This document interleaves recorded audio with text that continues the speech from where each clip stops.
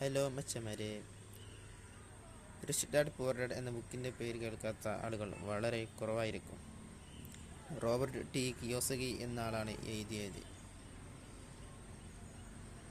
ഇയാളുടെ ജീവിതത്തിൽ സംഭവിച്ച പല കാര്യങ്ങളാണ് ഇതിൽ പറയുന്നത്. അയാൾക്ക് രണ്ട് പിതാക്കന്മാരുണ്ടായിരുന്നു.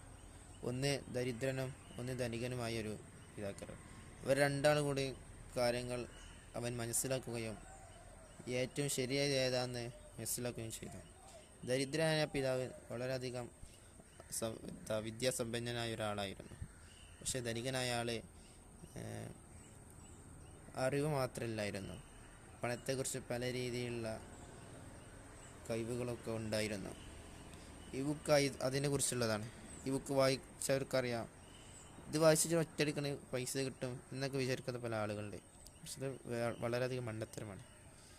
ഈ ബുക്ക് വായിച്ചിട്ട് പൈസ ഒറ്റയടിക്ക് ഉണ്ടാക്കാൻ പറ്റുന്നില്ല. നമ്മൾ സംഭവിക്കുന്ന പല തെറ്റുകളൊക്കെ ഈ ബുക്ക് പറഞ്ഞു തരുന്നുണ്ട്. മാത്രമല്ല, ന്യൂയോർക്ക് ടൈംസ് ബെസ്റ്റ് സെല്ലർ ബുക്കും കൂടിയാണിത്. ഇത് എല്ലാ കാലത്തും വായിക്കാൻ പറ്റിയ നല്ലൊരു ബുക്കാണ്. അപ്പോൾ ശരി, ബൈ ബൈ.